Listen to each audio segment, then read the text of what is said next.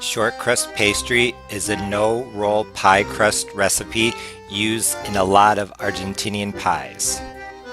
Even if you aren't going to make an Argentinian dessert, this no-roll shortcrust pie dough is very versatile and can be used in a number of desserts.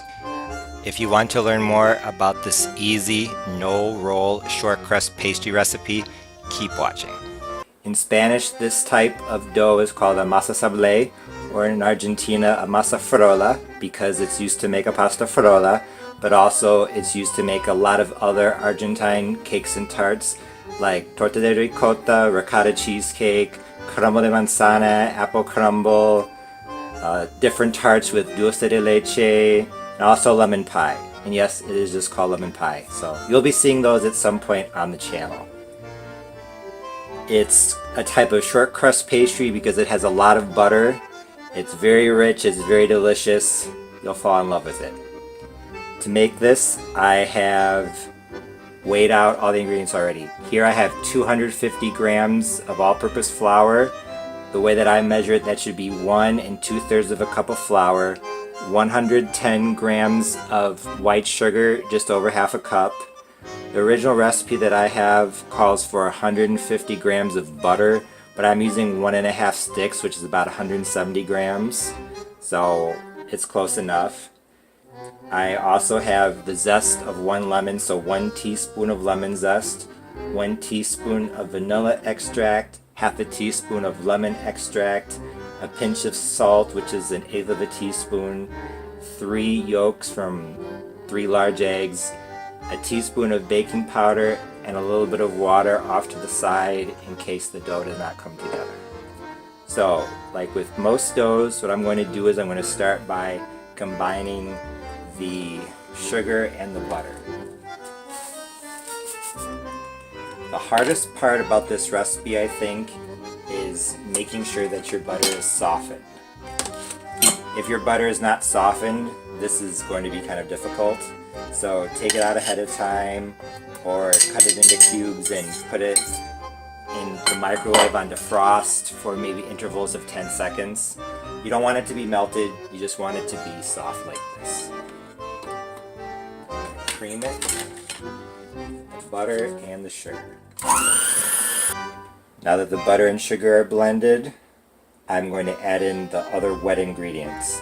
I'm going to add in the lemon extract, vanilla extract, egg yolks. I'm also at this point going to add the lemon zest.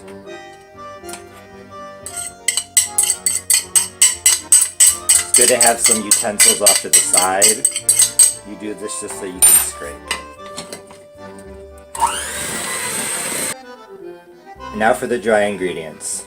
I'm going to add the salt and the baking powder to the flour off to the side, and I'm going to mix those together with a fork very quickly. Now this is probably the second most difficult part of this.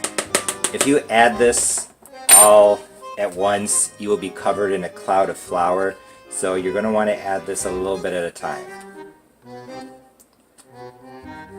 And you do not need a mixer, you can do this by hand. If you do it by hand, the butter has to be really soft.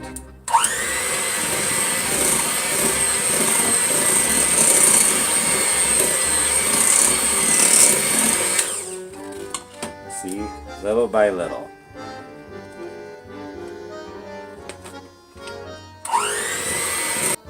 So as you can see, I've added all the flour, but it still looks a little crumbly to me. So I'm going to do half a teaspoon of water. Help it come together a little bit more. You can always add more water, but you can't take it out, so I would add it in half a teaspoon to 1 teaspoon increments. And also at this point, I turn this off, the beaters are getting kind of full with the dough, so you want to take a little knife and scrape the beaters like that. That will help it combine better. Sometimes you have to add water, sometimes you don't. Not all eggs are the same size. Sometimes the butter has more liquid, depending on the brand. I think also maybe the humidity in the air has something to do with it too. So what I have noticed is that new butter requires, or it's less likely to require butter, it's less likely to require water than older butter. I guess the older butter dries out.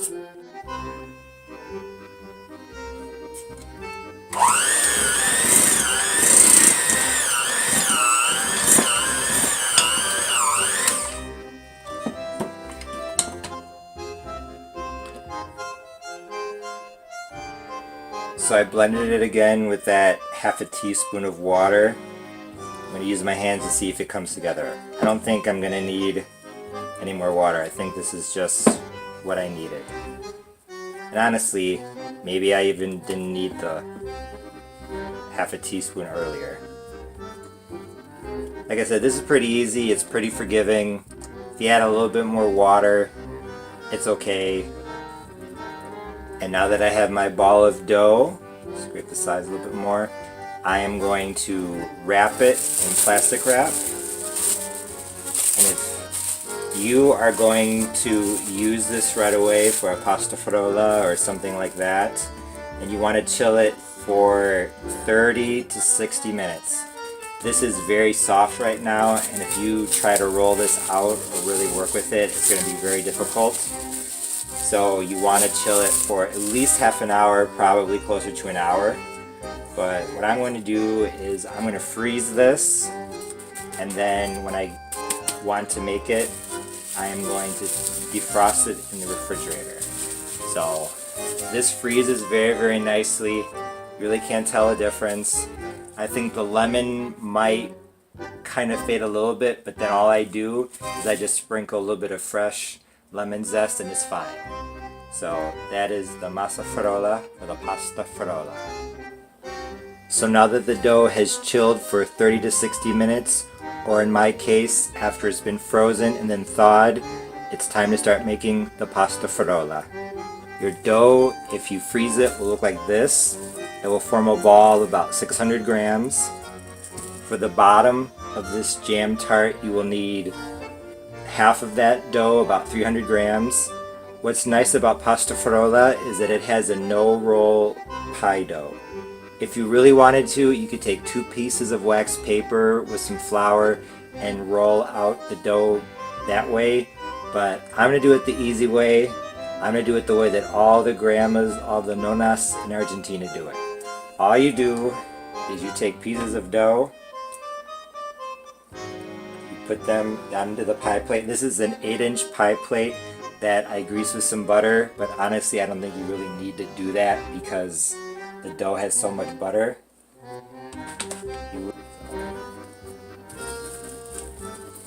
Very easy. You do not have to roll out the pasta frola dough.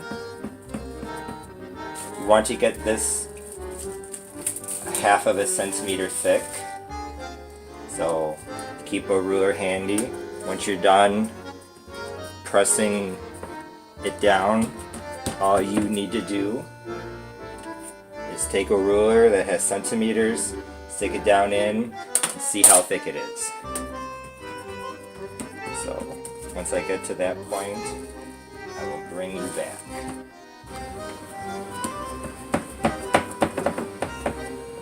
Using this part of your hand is a good way to press it against the sides. If the dough starts to go over the side like this, just take a knife, cut it off, and put it where you still need more dough.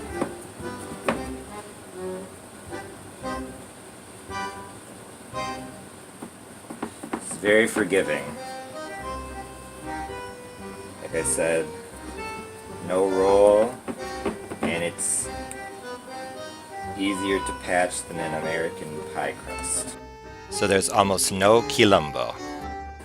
Now I'm going to take my ruler and look to see where it is. So about half a centimeter, actually a little bit thicker than that, so I'm gonna a little bit out here and there, not by much. So I just tested it again after taking out some. It is half a centimeter thick, so just going to patch those up and then on to the filling. As I said earlier, shortcrust pastry is a no-roll pie crust used in a lot of Argentinian desserts. So I thought that devoting an entire video to the pie crust recipe would be a good way to jumpstart my new series on Argentinian cakes and pies. I haven't really done a lot of Argentine desserts yet, so I'm excited to take the channel in a new direction for a while. To be honest, I have a major sweet tooth, and I'm more into cakes and pies and desserts than other food, so I'm really excited. I'm also excited because a lot of these recipes have never been presented in English before. So from the research I've done on the internet, I'm the only person sharing these recipes with the English-speaking world. Along with the recipes, you'll be learning a lot about history and culture, as well as learning new vocabulary, but don't worry, I'll help you along the way.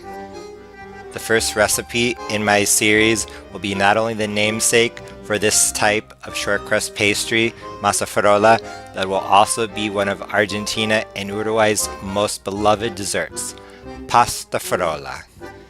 So get ready, I know you're gonna love it. Thanks for watching. If you like this video, please be sure to like, share, comment, and subscribe.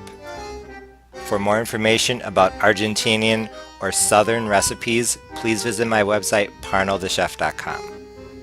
And don't forget to follow me on social media. Once again, thanks for watching. See you next time. Bye.